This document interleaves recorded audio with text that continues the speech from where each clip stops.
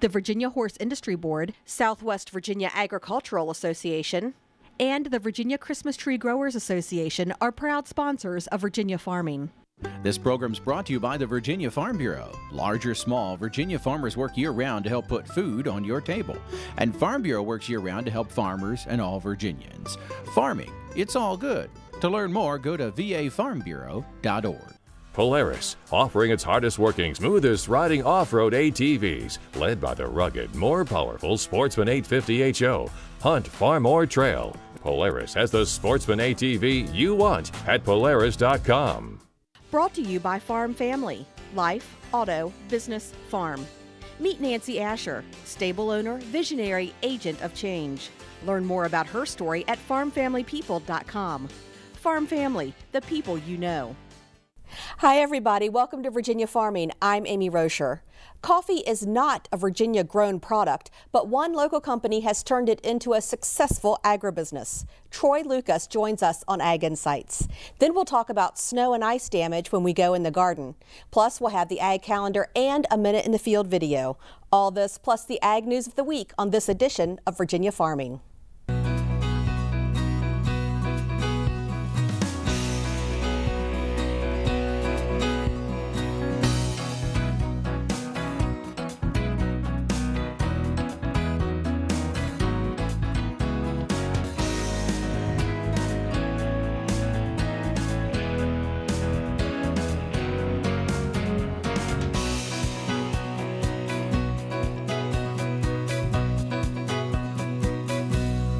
The Chesapeake Bay Foundation's 2012 State of the Bay report shows the health of the bay improved 1 point over the last report in 2010 and is up 4 points since 2008.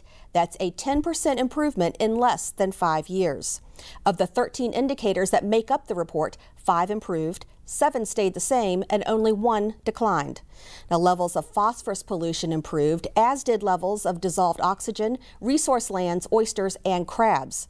Underwater grasses were the only indicator that declined. That was a result of higher water temperatures that caused eelgrass to die off in the lower bay, and heavy rains that washed sediment and pollution into local waterways.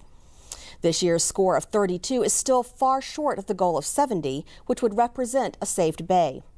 CBF Virginia Executive Director Ann Jennings says Virginia has made great progress reducing pollution from wastewater plants and farms, as well as conservatively managing blue crabs and oysters, but much work remains to be done. One priority for 2013 is ensuring the state legislature approves critical funding for upgrading municipal wastewater treatment plants, controlling stormwater runoff, and assisting farmers with soil and water conservation practices.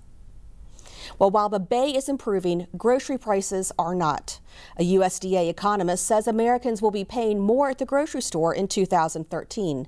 The USDA's Bob Ellison has more. Inflation is going to pick up in 2013 over what we've seen in 2012. So we are looking ahead at a year of above normal food price inflation. Economist Ricky Volpe with the U.S. Department of Agriculture's Economic Research Service says to expect food price inflation of 3 to 4% in 2013. He says the drought affecting 2/3 of the nation is partly to blame. The major impact of the drought in the Midwest, higher corn prices leads to higher feed prices, leads to higher animal prices and higher prices for all animal products. Volpe says consumers will see especially higher prices for beef. We are still faced with historically low inventory for cattle in the U.S. So we still have supply that's low relative to demand. We have strong inflation that's not going anywhere, and the drought is only exacerbating that. Egg and dairy prices will also be higher as the drought drives up feed costs. So we have these higher feed prices translating into higher milk prices, which especially in the coming months and in the first quarter of 2013, we expect to see this translate into a hike in overall dairy prices. As the impacts of higher corn prices and higher feed prices translate throughout much of the year, we're looking at egg prices to go up another 3 to 4% in 2013. And even fresh produce prices, which stayed low in 2012, will be going up in 2013. In Washington, D.C., for the U.S. Department of Agriculture, I'm Bob Ellison. Thank you, Bob. The new year has also brought some new legislation. You may remember the young lady farmer in Fauquier County, Martha Bonetta, who was forced to shut down her farm store last year to avoid the threat of $15,000 in fines. The fines were for hosting a birthday party and selling produce and other self-made items, even though she had a business license.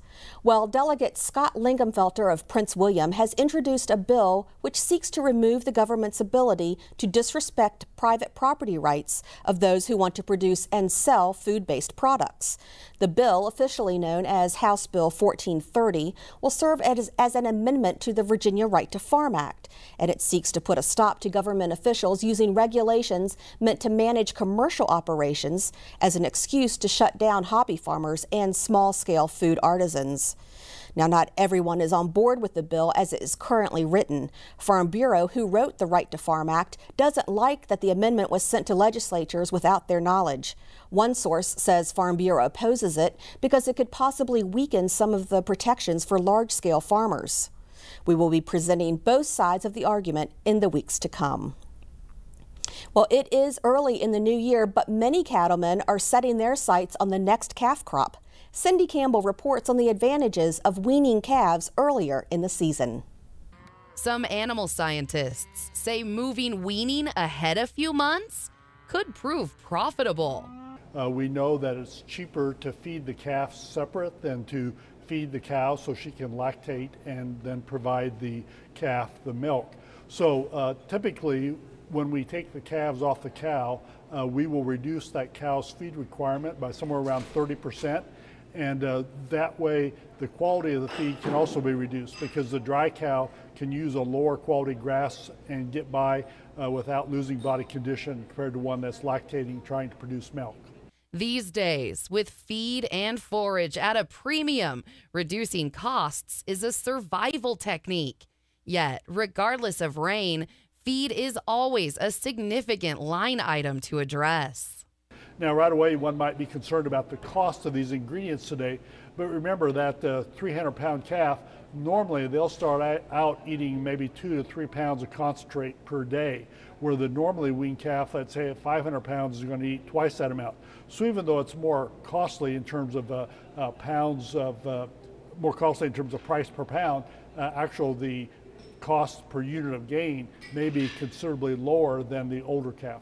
Altering the diet early at 150 days of age or younger actually changes their digestive system. The early weaned calf has a smaller liver and GI tract compared to its conventionally weaned counterparts. The liver and the GI tract account for about 50% of the maintenance requirement of an animal. So by feeding higher energy diets to these young lightweight calves, we actually maintain a smaller rumen, a smaller GI tract, and that can reduce the maintenance requirement. And so it's very possible that we will actually improve the efficiency of gain in the feedlot even 200 days after that calf was originally early weaned. The strategy also sets the animal up for success in the cooler. Studies show early weaning on a high concentrate diet programs cells to put extra energy into marbling at a faster rate than conventionally weaned calves. I'm Cindy Campbell. Thank you, Cindy.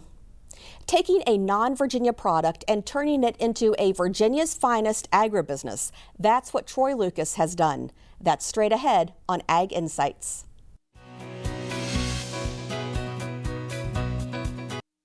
Our segment this week focuses on farm to table, and we're talking about coffee. Now, although coffee beans are not a Virginia-grown product, I wanted to see how Lucas Roasting Company in Broadway, Virginia, has had such a huge success in a non-traditional agribusiness. Joining me today is Troy Lucas, owner of Lucas Roasting Company. Troy, welcome to Ag Insights. Thank you, Amy. Thanks for being here.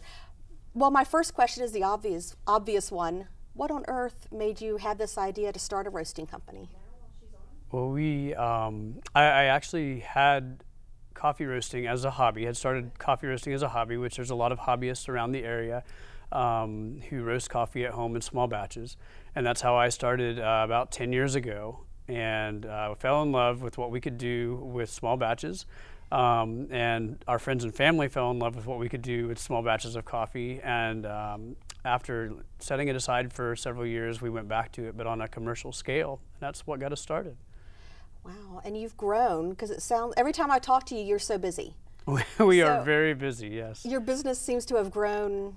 It has. At leaps and bounds. It has. Yeah, we have accounts scattered around the state of Virginia. We are focused a lot locally. We want to really support local business and be a local business driving the local economy. But our reputation has taken our product outside of this area, and our website has taken it nationally. So, well, I wanted to ask you about the coffee beans. Okay. Now, they have to be imported because they cannot be grown in our Virginia climate. That's right. Tell me where they are grown and what type of climate they need to prosper. Okay. Coffee cannot be grown in the United States except for in Hawaii. Hawaii is a region that is good for coffee. The coffee needs to be in the 20 degrees north and south of the equator. So the equatorial band and the 20 degrees north and south produces the climate necessary for coffee to flourish. The heat that's needed for the coffee plants, also the soil that's needed for the coffee plants, it's not feasible here. It doesn't grow well here for people have tried it, but it just doesn't work. So they like volcanic soil. The shrubs like high mountain soil, high altitudes. Some coffee beans, Robusta beans will grow, and a lot of places that they will grow readily. The Arabica beans that we use, which is the premium bean, is more finicky about where it chooses to grow and flourish. So the 100% Arabica beans that we use, you could say that a bean chooses its soil because they either do well in that soil or they don't do well. And it's kind of interesting how that works. But so how many countries do you get beans from? I haven't really gone back and counted how many we have right now.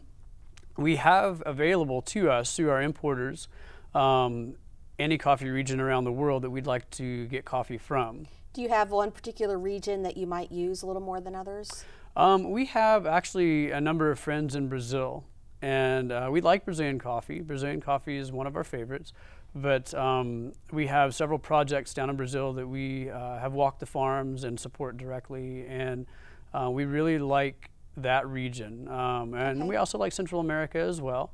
I could say I like every region that coffee is grown in, but yeah, we have some great relationships with the folks down in Brazil. Okay. Well, I wanted to go to the camera that has the shot behind us where we see the beans that are actually on the shrub. Okay. There they are. Now, to me, they look like cranberries, but you said they're actually called cherries. That's right. So I want to start with this picture, and if you can take me through the process. We're going to show some pictures as we go through and talk about this, but I wanted to go through the process. So these are the coffee cherries right. on the shrub or the bush. Right. Okay. And then we have a gentleman picking beans. Right. And are most of the coffee beans picked by hand? It just depends on the farm. Hand harvesting is certainly the oldest way of harvesting coffee, doing everything by hand. It depends on the size of the farm, and it depends on the layout of the farm. The hand picking allows them to go through multiple times and harvest only the ripest coffee beans and set them aside, and then go back and harvest again when the others are ripe on the shrub again. That way they're not strip picking and getting all the green beans down in with the red beans. Now our next picture shows an automated picker.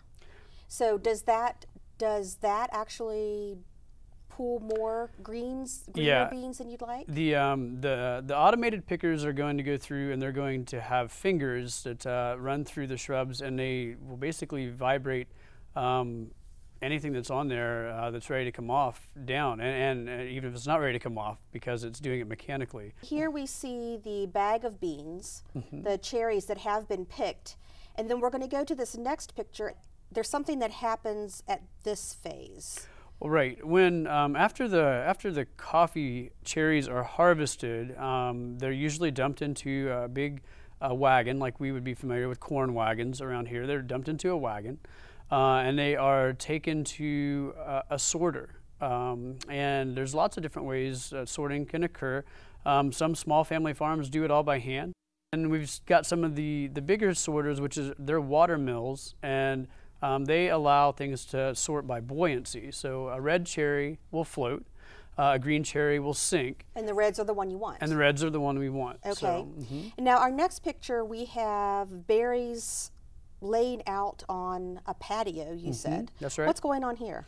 Well, in this particular process of the coffee beans drying, the beans are being left in the skin, the cherry.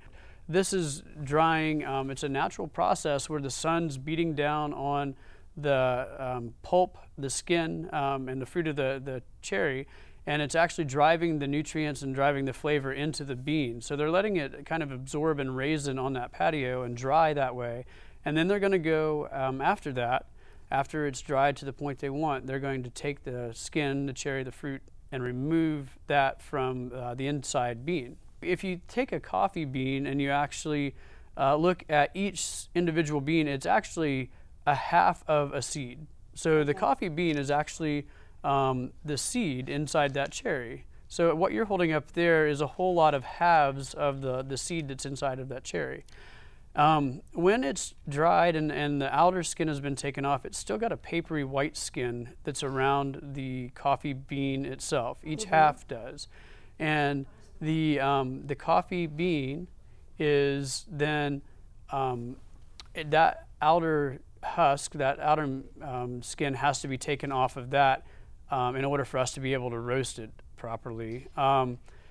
And see the quality of the seed inside. So this is the bean before roasting. This is the bean before roasting. And they're green, and they look and feel a little bit like peanuts, but they're really, really hard. They are very, really very hard. They're so dense right now at this stage. They are a seed. So we have to remember that they are a seed. We call them a bean, but they are a seed. And you have to remember at this stage, you could put them in your mouth and try to crunch a bean like a chocolate-covered espresso bean. Right. And this would not crunch. And I wanted to show this one too, show the difference here. This darker bean on the bottom has been decaffeinated, and that has not been roasted, Has correct? not been roasted, that's right. But it has been naturally decaffeinated through water. Water processing, right. Okay. We don't use chemical process decaf, but the water, the immersion in the water turns the coffee the color that you see there, but it's not roasted yet. That will come later. Okay. So. Well, you know, an interesting question to me is, does the flavor from the coffees, does it come mostly from the beans, or does it come mostly from the roasting process? Well, this is where coffee, like other food items that are here in the valley, are very artisan. Coffee is a very artisan thing as well, as artisan as you want it to be. Definitely the quality of the coffee beans coming in is something that we're looking for when we're getting samples in of beans. We're tasting for what we want to serve our customers. And if a coffee, maybe it doesn't have quite the flavor we're looking for, we might try another region close to it and see what that coffee has. But there's a definite quality we're looking for as we're sampling things. Okay. And it does have a lot to do on the soil that it's grown in. But it is a crop. Well, I'm going to reach across you here and grab this bag because I wanted everyone at home to see this. Troy was telling me earlier that this is actually a picture of their roaster. It's a small roaster. When they first started out, their business was small, so he, although did divulge to me that he thinks they need a larger one now because they're growing. But here is some of their coffee, the Lucas Roasting Company, and that is their actual roaster there that we can see. Yeah, the roaster is small by industry standards. We are not a large company, so 7 kilos, about 15 pounds of coffee beans can go in, and we can get about 12 and a half out per roast. So we're doing a lot of labor behind the scenes to get everything out to the people that are buying it. Well, that's great. And your website is lucasroasting.com. Okay. I hope our viewers will take a look there, and next time you're out around town and you see some Lucas Roasting Company coffee, try it because everyone says it is absolutely wonderful. Troy, thank you so much for being with us today. We really appreciate you being here. Thank you very much. Thanks. Appreciate it. We'll be right back.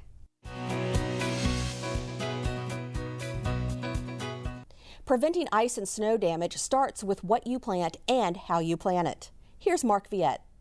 There are a couple things that we can do to help alleviate ice and snow damage. You know, sometimes we can wrap our plants with burlap, and that's not my #1 way.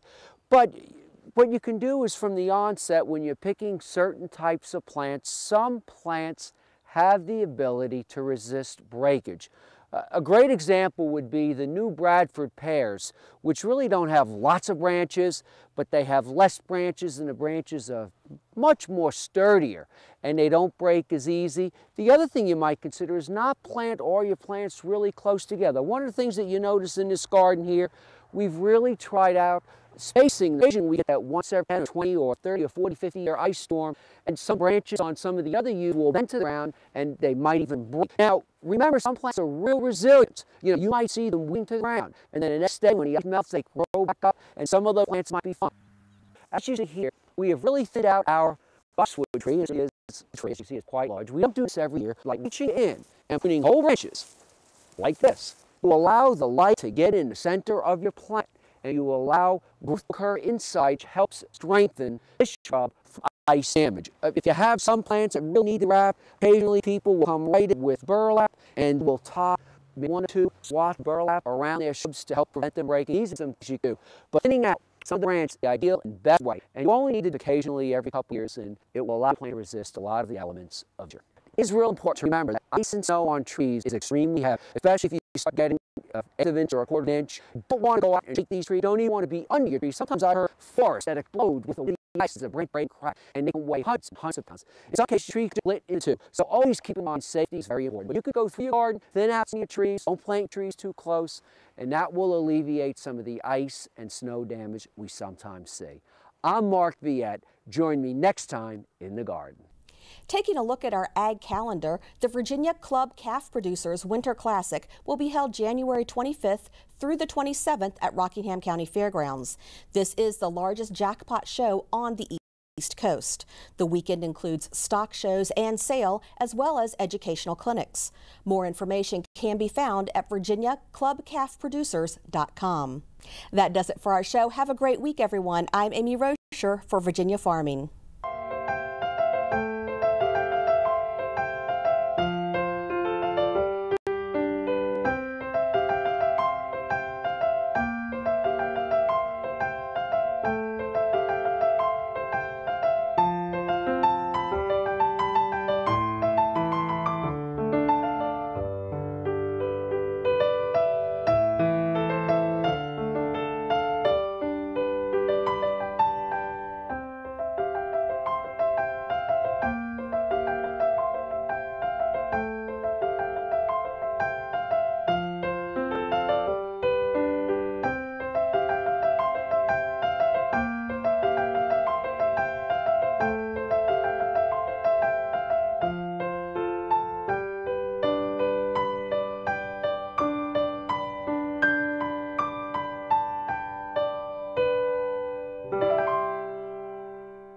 This program's brought to you by the Virginia Farm Bureau.